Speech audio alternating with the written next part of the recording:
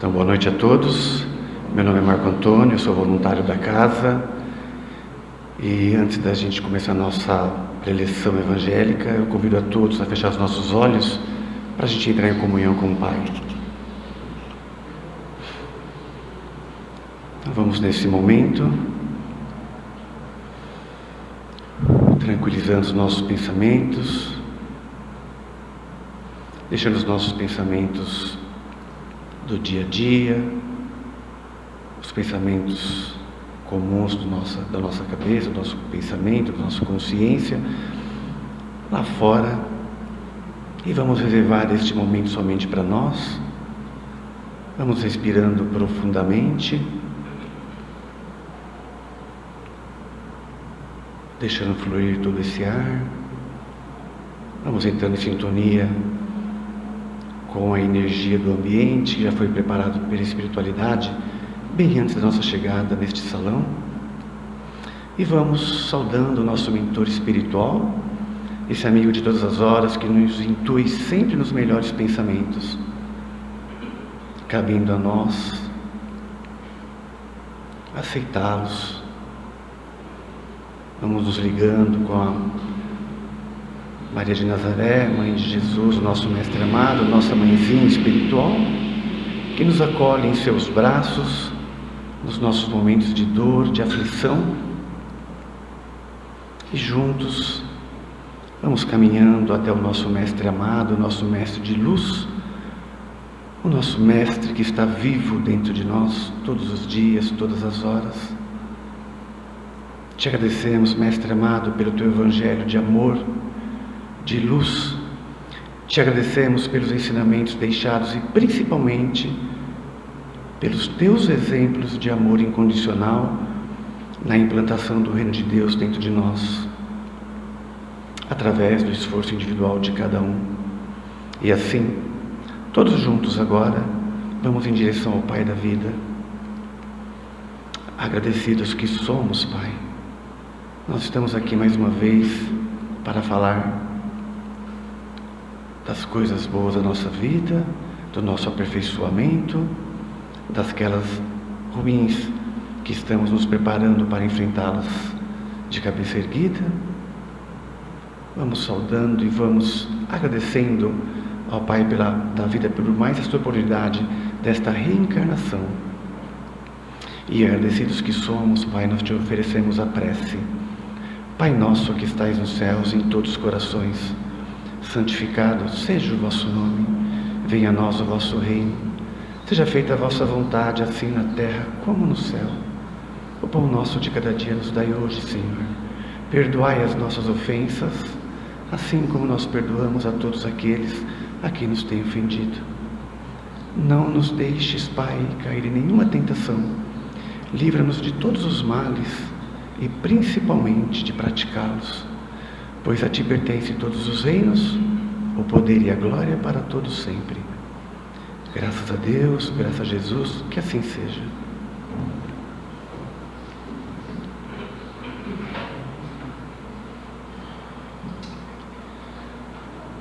Mais uma vez, boa noite a todos. Aqueles que estão vindo pela primeira vez na casa, sejam recebidos com muita paz, com muita luz e com muito amor a esta casa amorosa de oração.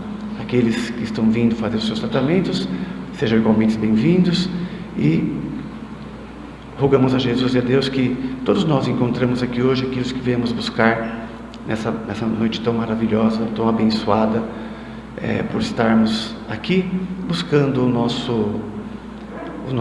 a pequenos passinhos, o nosso aprimoramento, a nossa evolução. O tema de hoje é a Páscoa, né?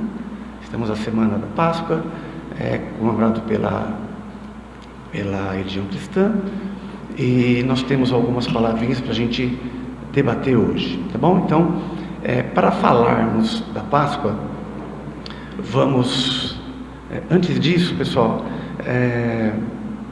o conteúdo do que eu vou dizer aqui hoje foi extraído de palestras dos nossos irmãos palestrantes espíritas estudiosos, Haroldo Dutra Dias, Severino Celestino e Jorge Elahart. tá bom? Então, o conteúdo estão dentro dessas 3 palestras de pessoas que já estudam, que já foram atrás dos temas, tá bom?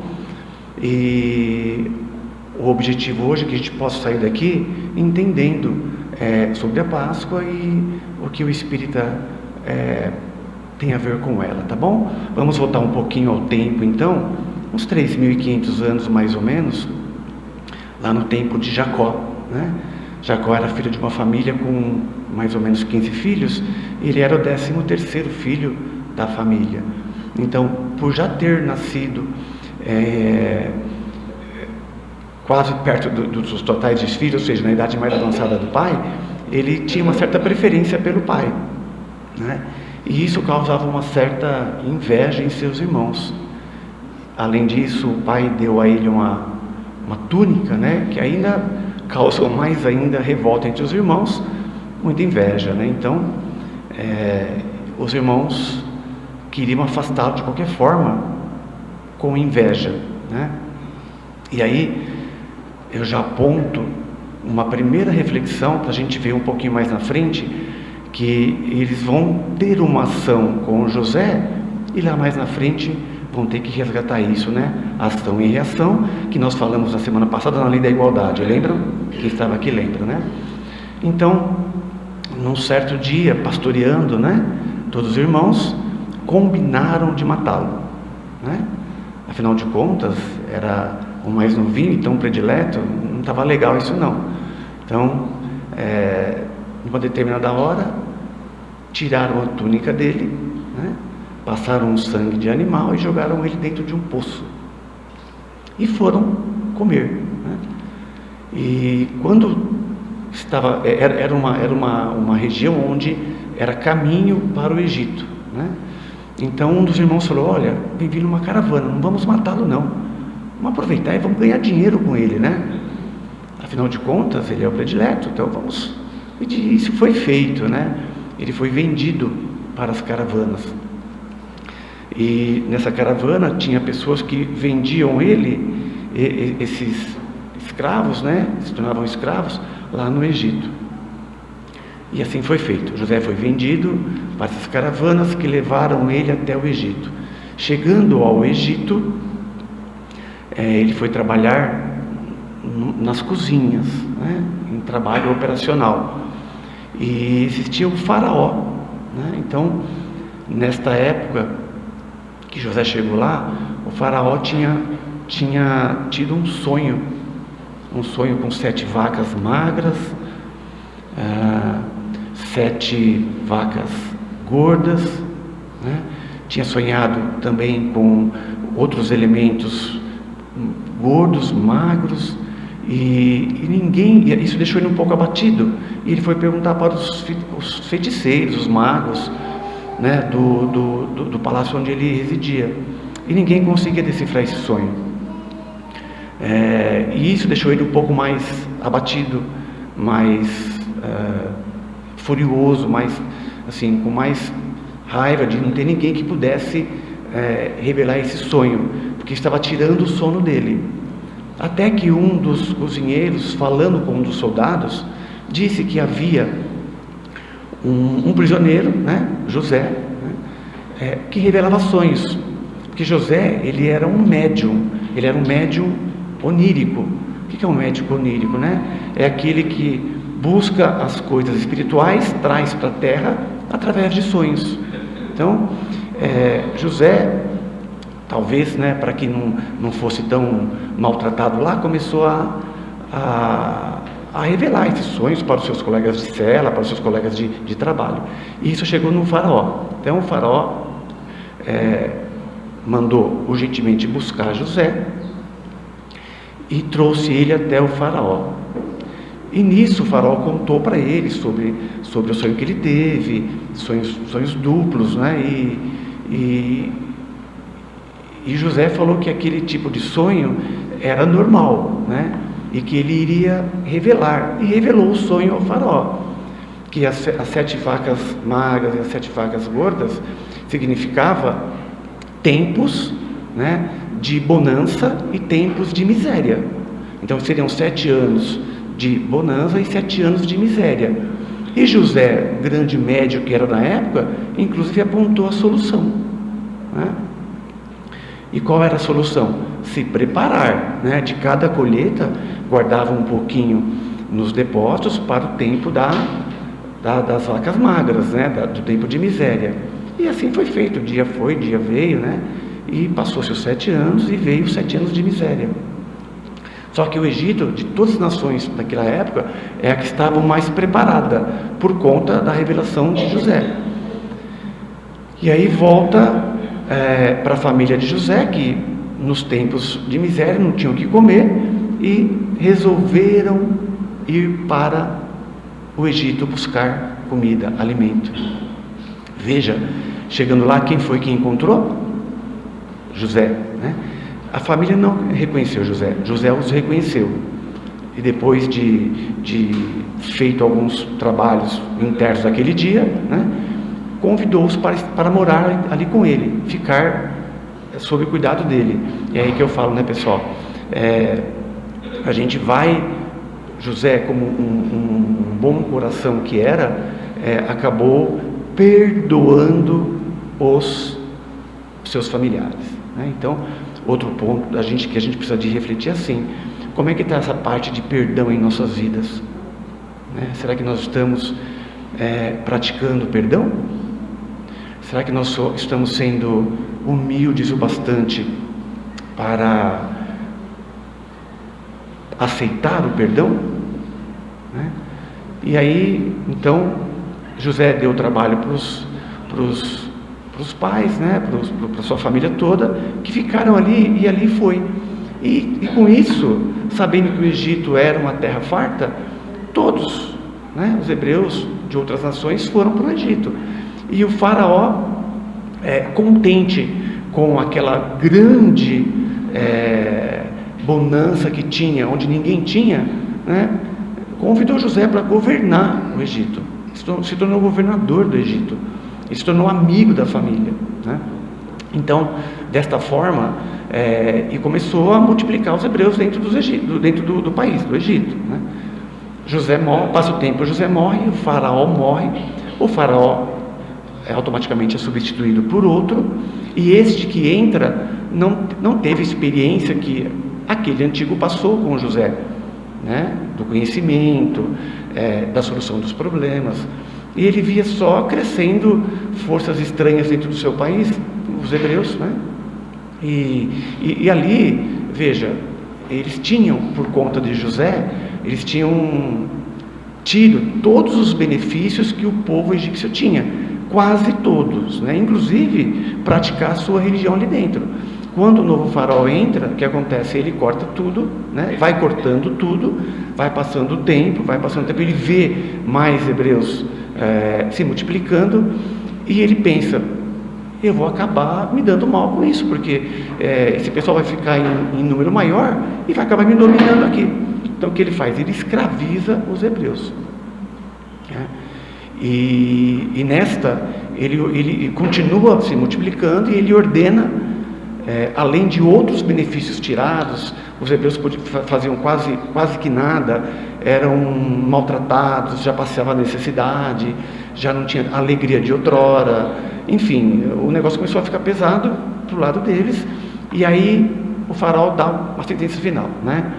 O que eu posso fazer para evitar a multiplicação disso? Eu vou ordenar, né? E eles tinham esse poder, que todo filho homem, sexo masculino, né, que nascesse de uma hebreia, seria morto. Era a forma que ele se utilizou para poder reduzir, né, a multiplicação. Só que Deus, com sua providência divina, né, fez ali nascer de uma hebreia Moisés, né? E ela, sabendo que os filhos hebreus estariam sendo mortos, ela é aconselhada pelas amigas, né, a colocar Moisés no cestinho e deixar no rio, perto de onde a princesa se banhava, fazia as suas andanças, fazia as suas reflexões. E dito e feito, a princesa, filha do faraó, viu o cestinho, pegou a criança, e Moisés foi criado pelos egípcios, com todas as pompas que tinha o egípcio. Ele foi treinado pelo exército militar, então ele tinha um corpo já de soldado, ele participava de toda a vida dos familiares do faraó, tinha todos os benefícios, educação, tinha tudo, né? Determinado dia, ele vê um egípcio matar um dos seus, né, do hebreu, que aqui também passava um pouco por dentro dele, de ser egípcio, mas também de ser hebreu, né? E ele não se contenta, ele vai e mata o soldado. Isso dá um alvoroço, ele corre até a princesa, né, a mãe dele, entre aspas, né, a que cuidou dele, e é recomendado a ele que ele vá para o deserto, que ele fuja, e ele fugiu. Chegou no deserto, ele achou uma família, né, se casou, teve filhos também, e só que essa história se remoía dentro dele, e ele andava muito, sabe aquele problema existencial que a gente tem de vez em quando, o que eu estou fazendo aqui, da onde eu vim, sabe, essas coisas que às vezes o psiquismo da gente trai a gente. Ele passou por isso também, e viu no deserto uma planta, né, queimando, uma sarça ardente, como diz o Evangelho, né, lá em Êxodo, né? E ele foi, e isso puxou ele chegou até lá e ele viu uma voz, né? Deus mandou para ele uma mensagem mediúnica, através das ferramentas que haviam, né, da mediunidade, para que ele voltasse ao Egito e tirasse o povo de lá. E era tudo o que ele precisaria ouvir, né? E ele voltou para o Egito, se recompôs com a família, procurou os familiares e foi até o faraó. Olha, eu vim aqui solicitar que o nosso povo seja tirado daqui, nós não queremos mais a escravidão. E aí o faraó não aceitou, algumas passagens que não cabe agora, mas ele disse: olha, se você não aceitar, Deus vai te mandar 10 chamados, né, para que você entenda que o Deus é o poderoso, não o teu. Então ele recebe vários chamados que ele diz que é praga, mas a gente sabe que não é praga, né, amigos, irmãos, porque Deus não quer o mal de ninguém, nem do bom, nem do ruim, nem do assassino, não quer o mal de ninguém. Nós falamos na semana passada, ninguém tem privilégios, todo mundo foi criado igual, simples, ignorante, a cada um nós temos a mesma chance. Até nono chamado, o faraó não aceitou. E o 10º era o seguinte: olha, ele foi lá, voltou e falou para o faraó: olha, esse 10º chamado, se você não aceitar, o teu povo vai chorar, né? E ordenou para todos os hebreus, as famílias, que pegassem o cordeiro que eles tinham, o animalzinho que eles tinham, né, trouxessem para si, e em uma determinada época eles iriam matar esse cordeiro, pegar o sangue do cordeiro e passar nas portas, né, nos batentes das portas. Por quê? Porque o 10º chamado era um anjo da morte, segundo o faraó, né, que aonde ele passasse, né, onde ele passasse e não tivesse aquele sangue, ele iria levar a pessoa à morte, né? Então, pessoal, isso é ação e reação. Os egípcios fizeram coisas malvadas, coisas ruins, e agora estavam resgatando as coisas ruins. O que o faraó entendeu que era praga. Dito e feito, passou o anjo da morte, né? Levou vários egípcios, né? O faraó entendeu o que estava acontecendo e libertou o povo, né? Moisés pegou o povo, passou pelo Mar Vermelho e foi a caminho da Terra Prometida. Então, na Páscoa judaica, o que se comemora é a passagem, a libertação do povo judeu, né, os hebreus, para fora do jugo do faraó. Então é comemorado a libertação. Eu estou tirando o meu povo do jugo do faraó, da miséria, da escravidão, né, de tudo isso daí. E aí vem agora a Páscoa cristã, né? Passado todo o tempo, o nosso mestre amado passou 1000 anos, pelo que diz os estudos, se preparando na área crística para poder descer à terra. Desceu à terra, conviveu até os 30 anos estudando, né? trabalhando com o pai, passando por um monte de dificuldade psíquica, porque ele era um Cristo, né? Os essênios, que era uma religião da época, uma doutrina da época, ajudou muito ele nas cavernas através dos estudos, e chega aos 30 anos, ele começa a missão planetária dele, que era a redenção do povo, né? Escolheu os seus discípulos, os seus apóstolos, né? Com eles conviveu, os amou incondicionalmente, ensinou a implantar o reino de Deus dentro de cada um, porque essa implantação é nossa, não é coletiva, ninguém pode fazer por nós, né? Ele perdoou Maria de Magdala, né? Ele fez várias curas, né? Na época chamadas de milagres. Enfim, ele viveu aquela religiosidade que nós falamos na quarta-feira passada. Ele estendeu a mão, né, ao povo, ele curou o povo, ele palestrou para o povo, deixou uma oração que até hoje nós fazemos ainda, o Pai Nosso, ensinou sobre tudo, ensinou sobre a imortalidade da alma, ensinou tudo, né? E no dia da comemoração da Páscoa, porque eram judeus e eles comemoravam a Páscoa, né? Tem alguns símbolos que a gente não vai falar porque não dá tempo, mas Jesus foi celebrar a Páscoa com eles, né? Aí teve o problema lá ele fez os lava-pés, né? Demonstrando a humildade, ele fez tudo e chamou os seus discípulos e disse: olha, hoje vocês vão me perder, né? Então hoje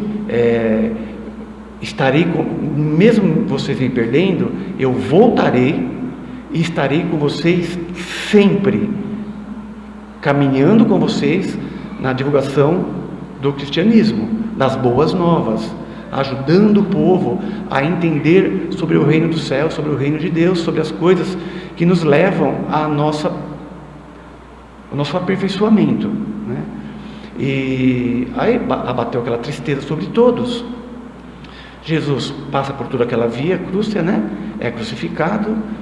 No terceiro dia ele ressuscita e volta, e ele aparece, né? E lá naquela ceia ele fala assim: olha, eu os amei tanto, Pedro, você vai me negar, Judas, você vai me trair, mas mesmo assim eu não vou abandonar ninguém, eu vou amar vocês todos os dias, por toda a vida. Ele é crucificado, volta, né? E aí a Páscoa cristã se comemora, essa ressurreição de Cristo, né? Que se comemora na Páscoa cristã. Muito bem, nos últimos minutinhos finais a gente vai falar assim: e o Espiritismo, o que tem a ver com tudo isso, né? Nós não comemoramos nenhuma festa, né? Porque nós entendemos que nós já sabemos sobre a imortalidade da alma, sabemos sobre a reforma íntima, sabemos sobre o perdão, sobre o orgulho, sobre o egoísmo, sabemos tudo isso. Sabemos ainda que Jesus está dentro de nós, né, através das coisas boas, e que nós devemos todos os dias, né, e não só em um período, embora a gente respeite, né, mas não só num período da Páscoa ou no Natal, enfim, numa festa religiosa, porque a Páscoa é uma festa religiosa, a gente não comemora por causa disso, porque a gente faz todos os dias a nossa reforma íntima, né?